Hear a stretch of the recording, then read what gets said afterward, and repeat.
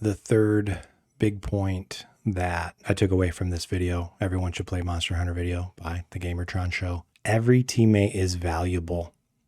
This kind of goes hand in hand with the idea of Monster Hunter being a co-op game. When you start playing Monster Hunter and you aren't very good at it, it's a lot more obvious that every teammate is valuable because it's going to take all of you combined to get the job done. Do you remember when you first started playing Monster Hunter and it was you and 3 other people in the quest who also just started playing the game? Do you remember how you couldn't do it by yourself?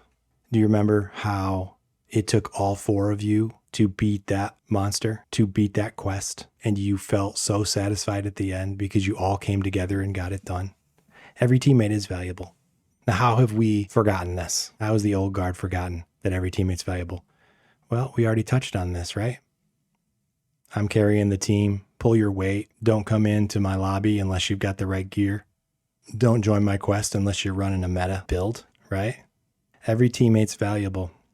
Somebody on the Discord made a great point about this. This is from EarthCube, very prolific contributor on the Discord. I'll kind of paraphrase it because it's kind of in a context of people bitching about things. It's talking about the whining. I just hate carrying noobs. People whining about having to carry noobs. All right, so what do you mean carrying? So he says, if you can solo the monster already, then anything the noobs do is free extra damage.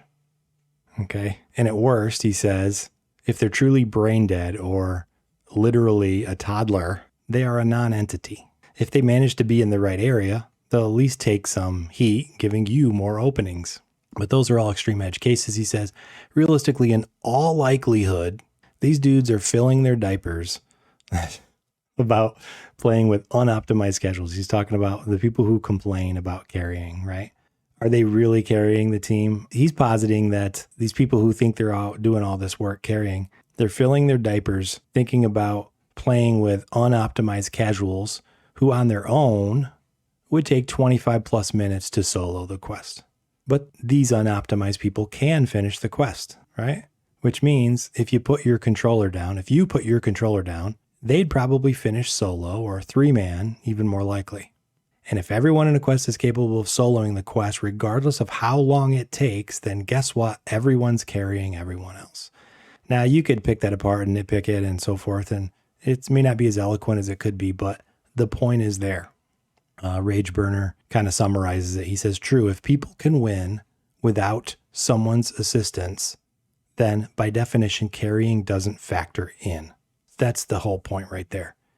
If the noob, the so-called noob, can finish this quest on their own, but they're joining you so that you guys can all do it a little faster, then you're not carrying him because he could go do it by himself. Carrying would mean you're walking people through a quest that they have no ability to beat. But even still, what's wrong with that? What's the harm in that, right? Do you think that this phrase comes up a lot when I discuss these issues? Is Monster Hunter a zero-sum game? Are you giving up something of yourself when you carry someone? Are you losing something? Are they gaining something at your expense? Well, you might say, well, time, right? My time.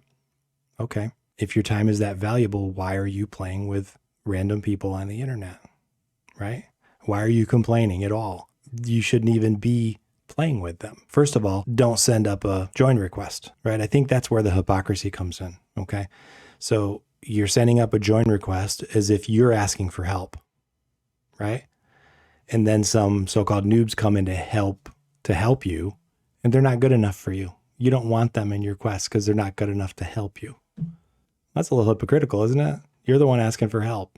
So a lot of issues there, but the bottom line is we all do this, right? We all do it from time to time. I catch myself doing it too. So I'm not picking on you in particular. I'm guilty of this myself. I'll send up a join request because my hope is that I get 3 really good players to come in and we can take down this monster in like 5-6 minutes. That's my hope. That's when I send up a join request.